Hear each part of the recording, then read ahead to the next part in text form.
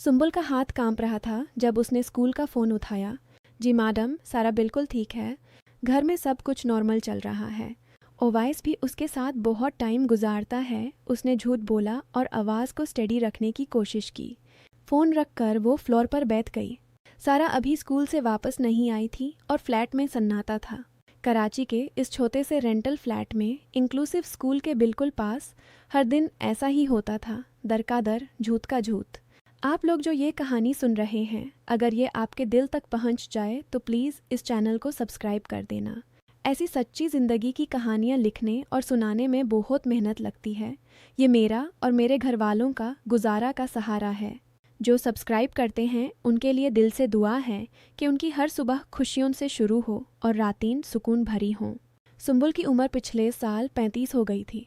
उसके चेहरे पर अब भी वो पुरानी मुस्कुराहट थी जो लोगों को अच्छी लगती थी, लेकिन आंखों में वो बेबासी हर वक्त बासी रहती थी।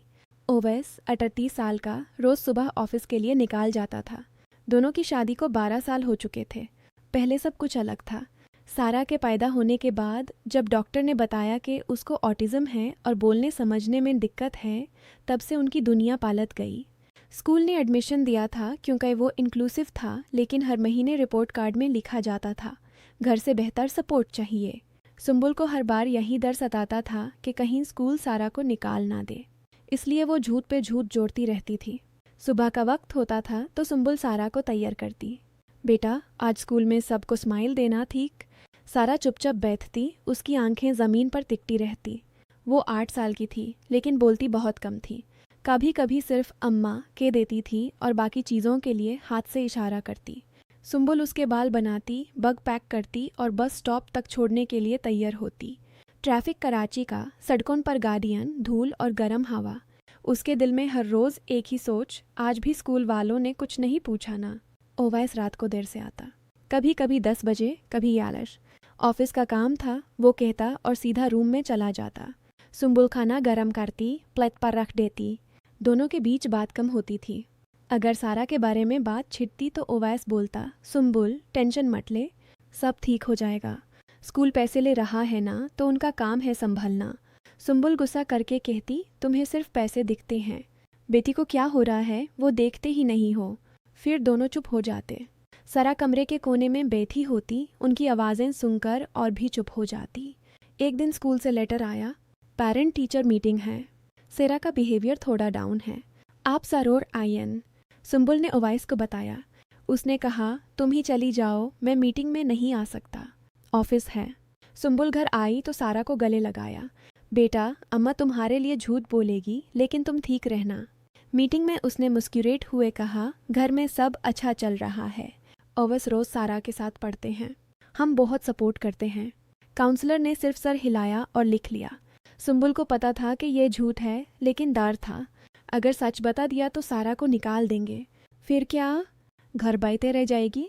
थेरेपी का खर्चा कौन देगा? ओवैस तो बोलता ही नहीं। घर आकर सुंबुल ने डायरी में अपना नाम साइन किया और एक लाइन लिखी, सारा को घर में बहुत प्यार मिल रहा है।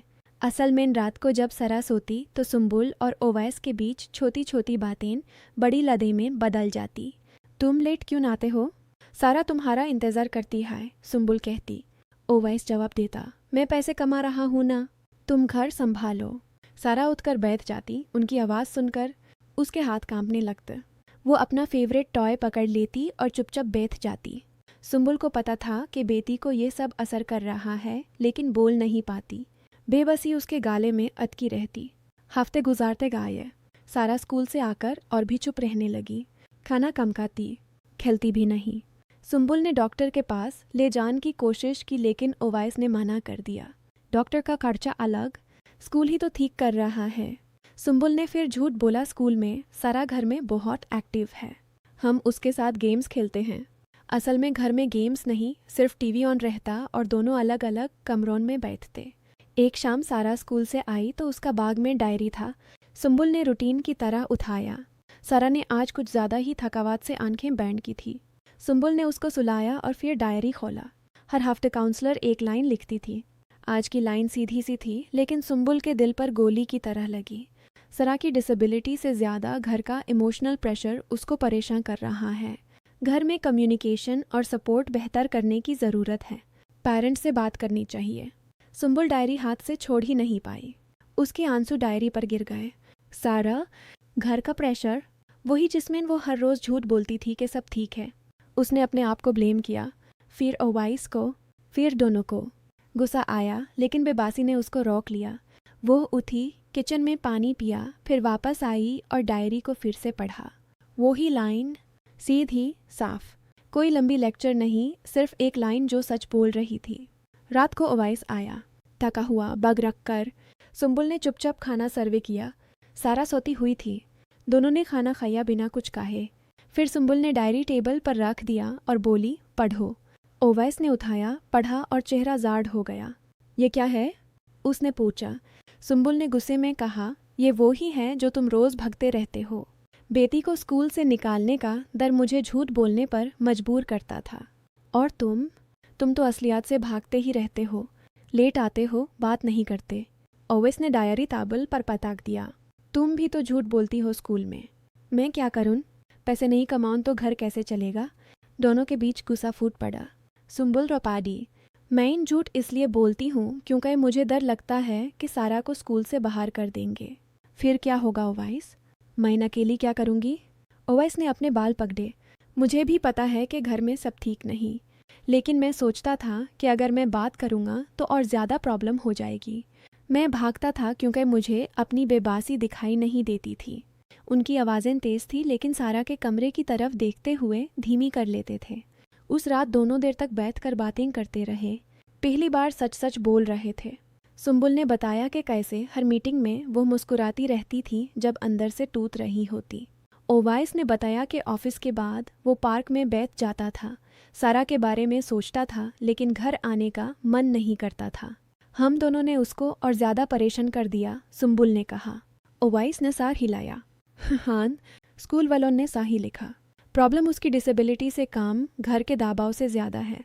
सुबह सारा उठी तो दोनों उसके पास बैठ गए। सुंबुल ने उसके हाथ पकड़े। बेटा, अम्मा और अब्बू आज से बदल रहे हैं। तुम्हें सिर्फ स्कूल की फ़िक्र नहीं, घर की भी फ़िक्र नहीं होनी चाहिए। सारा ने उनकी तरफ देखा, कुछ समझी या नहीं, लेकिन उसकी आंखों में एक हल्की सी चमक थी। ओवैस ने उसको गोदी में उठाया। आज से मैं जल्दी आऊँगा, हम तीनों साथ खेलेंगे। स्कूल के लिए सुंबुल ने सारा को बस स्टॉप तक छोड़ते वक्त पहली बार सच बोला अपने दिल से। आज डायरी में कुछ नहीं लिखना है, जो है वो है। बस चली गई तो वो वापस आई। ओवैस ऑफिस के लिए रेडी था लेकिन उसने कहा, आज मैं लेट नहीं आऊँगा, शाम को बैठकर प्लान बनाएंगे। सुंबुल ने सिर्फ सर हिलाया। दोनों को पता था कि एक लाइन ने उनकी आंखें खोल दी थी, लेकिन ठीक होना इतना आसान नहीं। दिन गुजारते गए। सुंबुल ने स्कूल में काउंसलर से मिलकर सच बताने की कोशिश की। हम घर में मेहनत कर रहे हैं। काउंसलर ने मुस्कुराकर कहा, बस यही चाहिए था। लेकिन घर में बदलाव धीरे धीरे आ रहा था। ओवैस अब रात को जल्दी आता, सारा के साथ बैठकर उसके ड्राइंग्स देखता। सुंबुल अब झूठ नहीं बोलती थी स्कूल को, लेकिन डर अब भी था। सारा अब थोड़ी सी ज़्यादा बातें करती थी, छोटी छोटी वर्ड्स। कभी अब्बा कह देती, कभी खेलना। एक हफ्ते बाद फिर डायरी आया। इस बार काउंसलर ने लिखा था, इम्प्रूवमेंट दिख रही है, घर का सपोर्ट बेहतर हो रहा है। सुंबुल ने यह लाइन ओवैस को दिखाई। दोनों मुस्कुराए लेकिन मुस्कुराहट में अब भी थोड़ी सी बेबासी थी। यह सफ़र लंबा है सुंबुल, ओवैस ने कहा, लेकिन अब हम साथ में चल रहे हैं। सुंबुल ने उसका हाथ पकड़ा। हाँ, सारा के लिए। फ्लैट में अब रात को टीवी की जगह तीनों साथ बैठते। सारा के लिए सिंपल गेम्स खेलते। कभी कभी लादई हो जाती, गुस्सा आ जाता, लेकिन अब वो जल्दी ख़त्म हो जाता। दोनों को अपनी गलती दिखती थी। स्कूल के पास वाले इस छोटे फ्लैट में ज़िंदगी अब भी मुश्किल थी। किराया, बिल्स, थेरेपी का खर्चा। लेकिन अब वो दोनों एक दूसरे से सच छुपाने की बजाय साथ मिलकर लड़ रहे थे। सारा अब स्कूल से आकर थोड़ी सी खुशी से बताती थी। उसके इशारे अब ज़्यादा क्लियर थे। सुंबुल और ओवैस जानते थे कि ये एक दिन का बदलाव नहीं, सालों का सफ़र है। कभी कभी रात को दोनों बैठकर सोचते, अगर पहले ही सच बोल देते तो क्या होता। लेकिन अब पीछे मुड़कर नहीं देखना था, सिर्फ आगे। आज भी सुंबुल सुबह सारा को तैयार करती है। डायरी अब उसके हाथ में थोड़ा हल्का लगता है। ओवैस अब सुबह उसको किस करके ऑफिस जाता है और कहता है, शाम को मिलते हैं तीनों। फ्लैट के छोटे से बालकनी से कराची की सड़कें दिखती हैं, ट्रैफिक, लोग, जिंदगी चल रही है। ठीक होने का सफ़र अभी लंबा है, लेकिन अब वो अकेला नहीं, दोनों साथ हैं, सारा के लिए, अपने लिए, और यही काफ़ी है अभी के लिए।